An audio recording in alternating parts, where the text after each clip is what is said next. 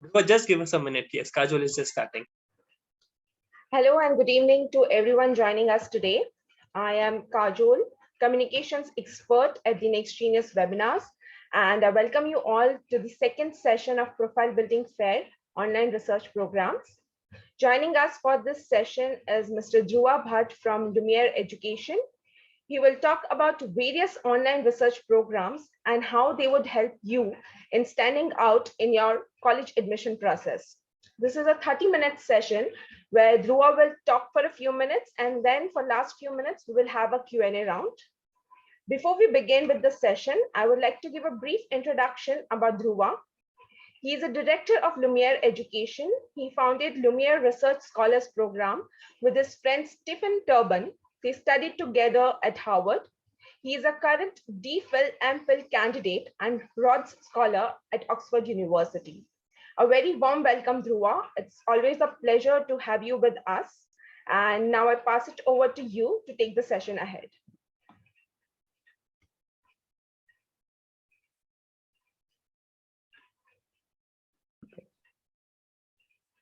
Hi, everyone. It's so nice to see all of you here.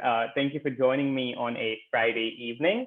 As Kajol said, my name is Dhruva. I am one of the directors of the program, and I'm so excited to be here. Over the course of the next 20 minutes, I'm going to tell you a little bit more about myself, about Lumiere, and then we're going to talk through some of the different ways in which research can play out in the college application process using real case studies of students who've done the program. And of course, we will end with any questions that you have, though please feel free to put questions in the chat as we go along.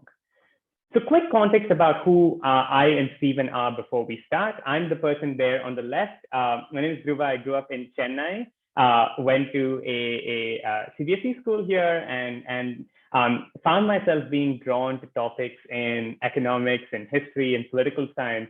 But growing up, didn't really know any researchers around me, certainly didn't know anyone who had a PhD. And so it was really a leap of faith with which I applied to universities in the US. I ended up getting to Harvard, where I did my bachelor's degree in economics. And I then spent the first couple of years desperately knocking on the doors of professors to try and get access to research opportunities and being told, you're too young, what's the point of bringing you on this project? And so it was a tough couple of years, but that changed when I applied to and eventually got into this research program for college students that was being organized at Harvard. And that summer, I realized that this was something that I really enjoyed. I got to spend time thinking about big questions out in the world, reading and writing and presenting my perceptions, and other people actually cared enough to listen. And so that totally changed my trajectory. I ended up applying to graduate school, did my master's degree, and I'm now doing my PhD at Oxford, as Kajol mentioned. But alongside that, I've also that summer also changed my life in another way, in that I met Stephen, who's the other young man you see on the screen. And unlike me, growing up not knowing a single PhD, Stephen came from a lineage of researchers. His father was a professor of business at the University of Missouri. His great-grandfather, Fritz Kahn, whose book you see up on the screen there, was a prominent researcher in Germany. So prominent, in fact, that when he fled Germany because of the Holocaust and went to the US, Albert Einstein personally wrote the letter to get him admission into the US. And so for Stephen, research was nothing new. But when he did that summer program with me, what changed for him was that he gained access to mentors, professors that he worked with closely, who would sort of help him, who would inspire him, who would give him advice, would give him feedback, point him in the right direction. And that changed what he chose to do after college and beyond. And so when Stephen and I started talking, we realized that we would have loved to have these kinds of opportunities in high school, and there simply weren't that many options for high school students who were interested in doing research at the highest level. And so that's the context in which we founded Lumiere, which is a one-on-one research program for high school students from around the world. And I'm going to be telling you a little bit more about what that means. But before that, why do research? I think our personal stories make clear that research is incredible. It can expose you to new topics, areas that you didn't understand or weren't familiar with. It can improve the skills that you have and set you up well for university and beyond. And of course, it also means that you're able to make a difference in the world. You're able to help us understand the world a little bit better and try and improve it. But I also understand that those of you who are in high school are thinking about your next steps, your next internship, a summer program, college applications. And I think research can actually give you a real edge in that process. First, because it helps you showcase academic excellence. Anyone can say that they have done, that they care about history or that they care about biology. Very few people can point to a 20-page academic paper that they have written in that field that really demonstrates that they have gone above and beyond what their school can offer or what many of their colleagues have done and gone the extra mile to write and do something meaningful.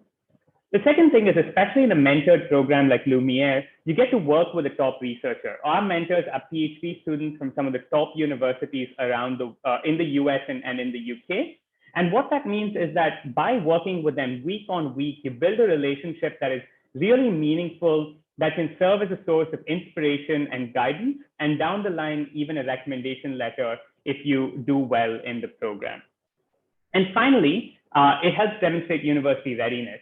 Especially if you're coming from outside the US, American universities and UK universities are all looking for students who will be able to cope with the incredible academic pressure that gets put on students at top universities. So writing a research paper shows I can manage my time. I can dive into academic papers and read and write at the level that's expected of university. I can work professionally with another person and manage my own timelines, all of which are really valuable skills that you can demonstrate through your essays and interviews that help explain why you would be a good candidate for these universities. And so that's why I think research has changed the trajectories now of more than 600 students from almost 30 different countries that we have worked with, and that we're so proud to call our alumni, people studying at universities ranging from the Ivies in Oxford to Case Western and Carnegie Mellon and LSE and everywhere in between.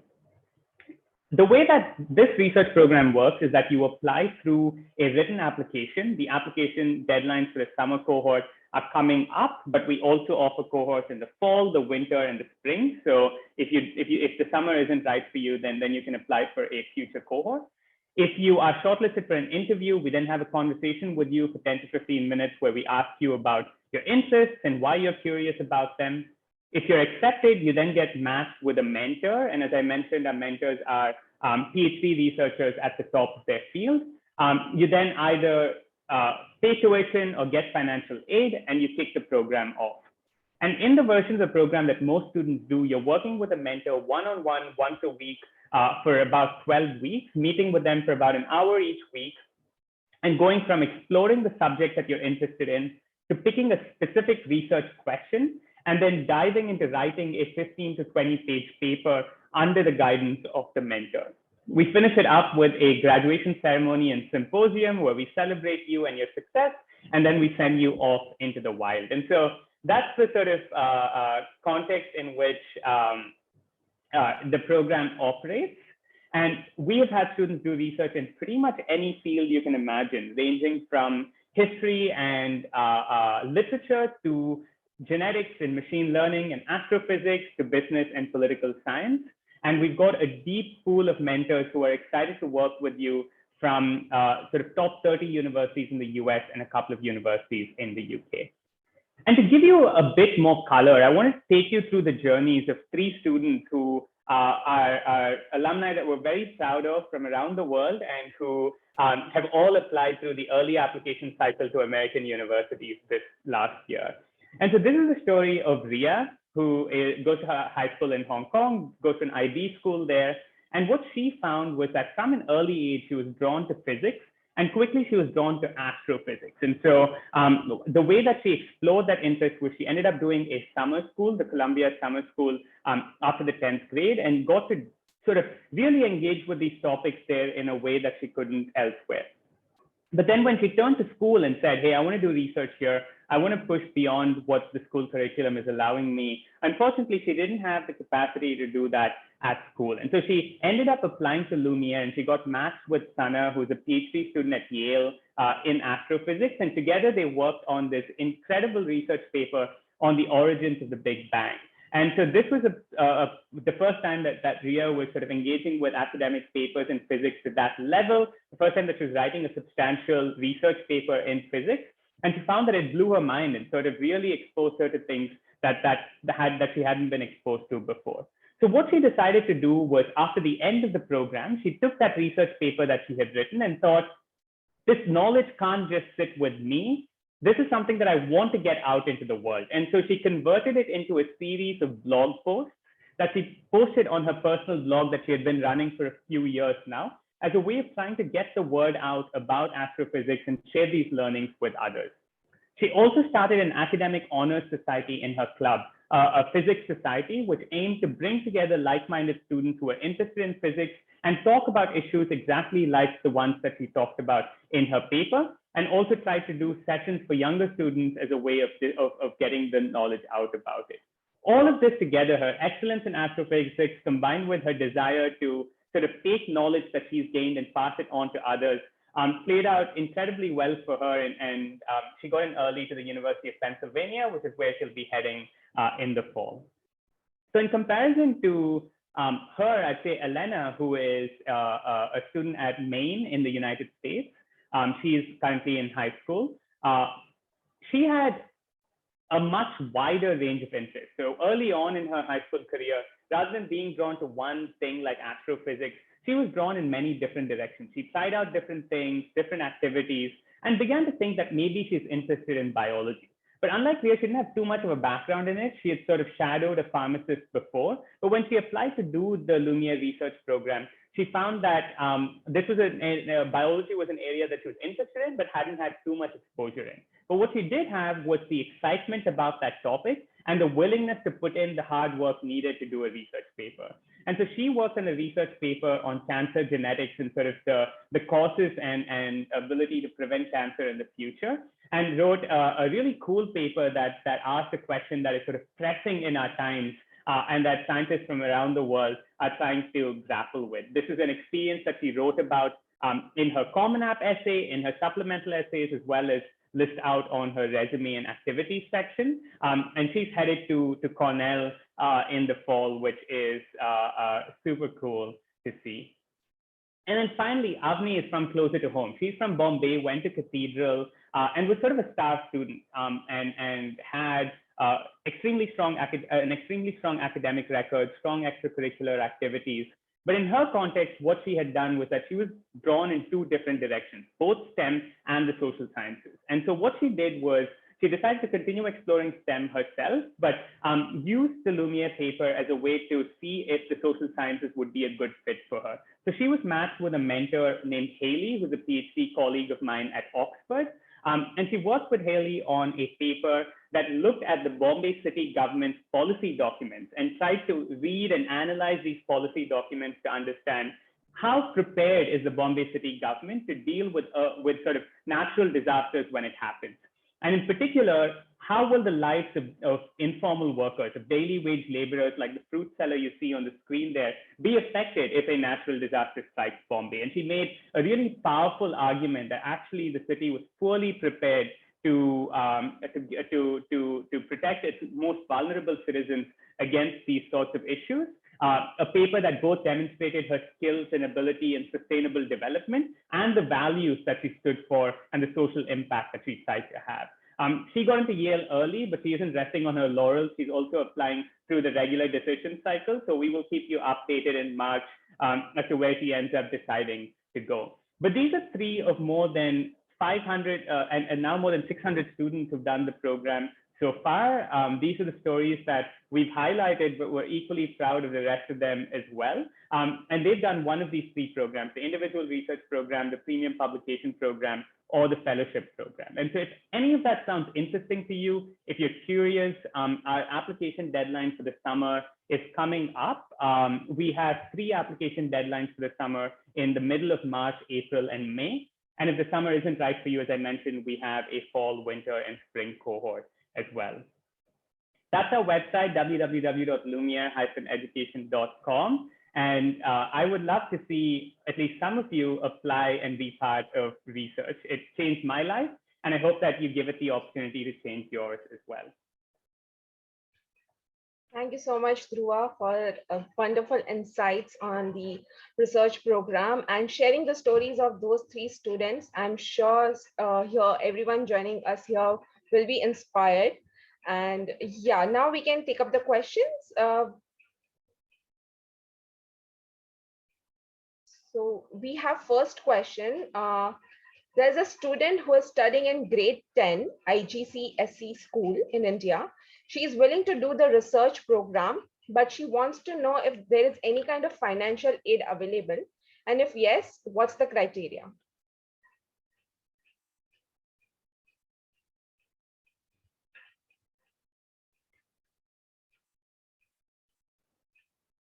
Sorry.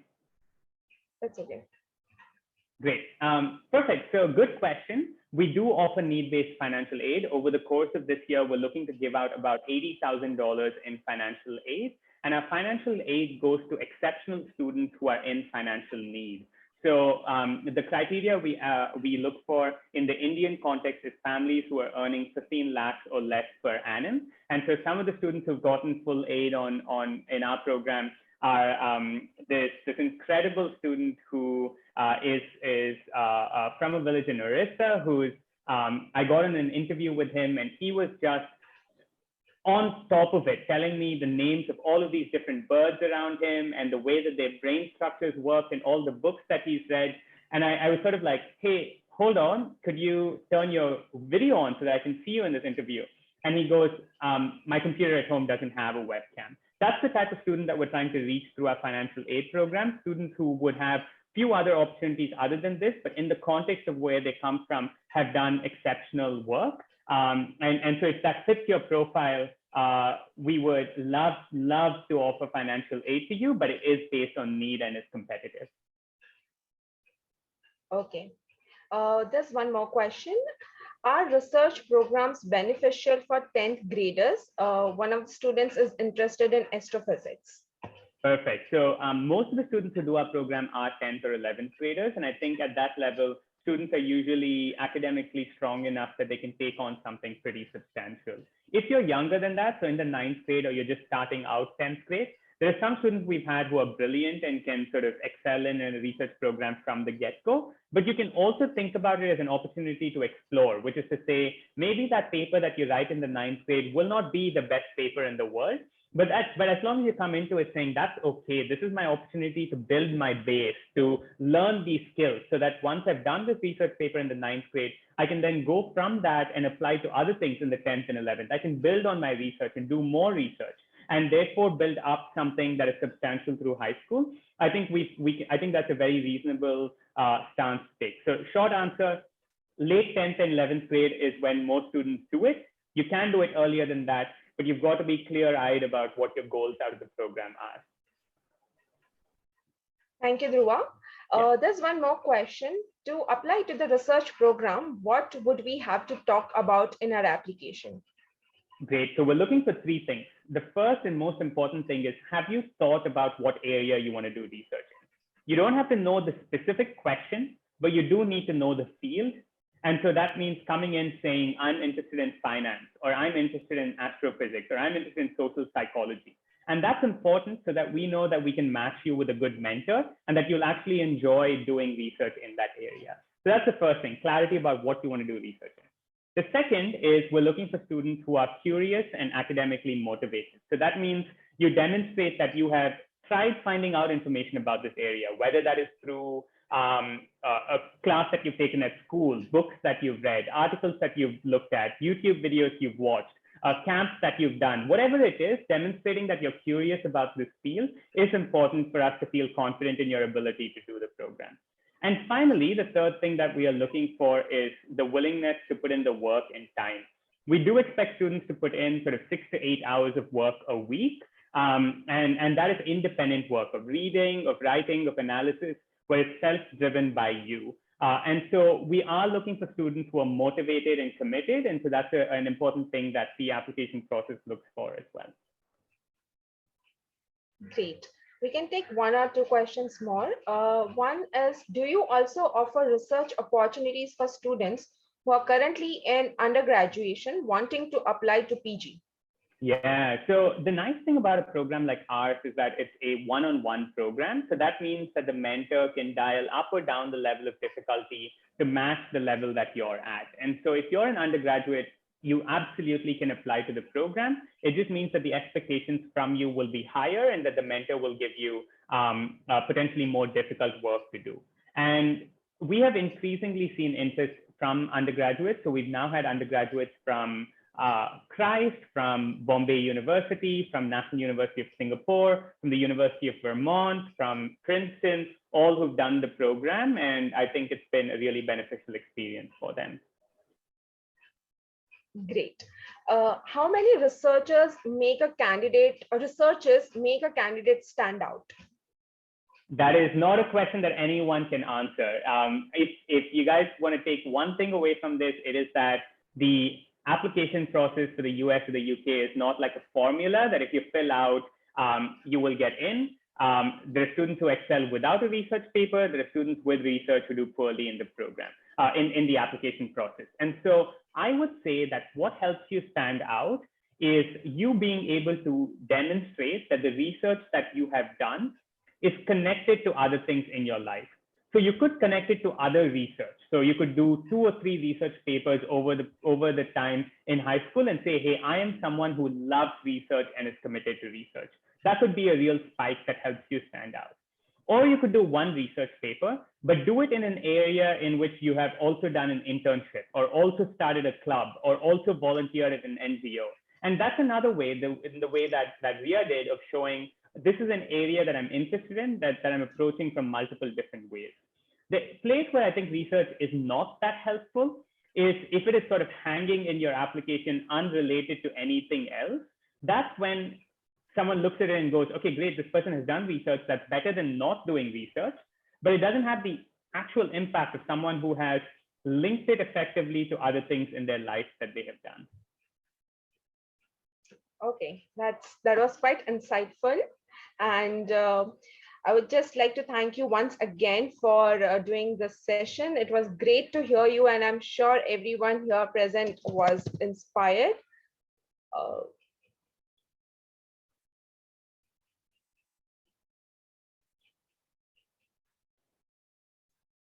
Yeah.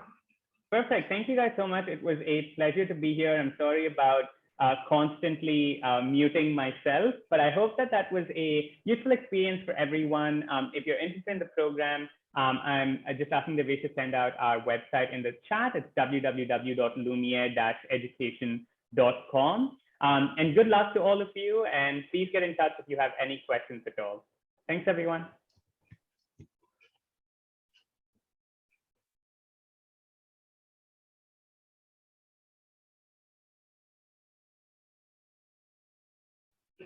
We'll begin with our next session in a while. And yes, all the sessions are being recorded and it will be available on our YouTube channel, link to which is pasted in the chat box.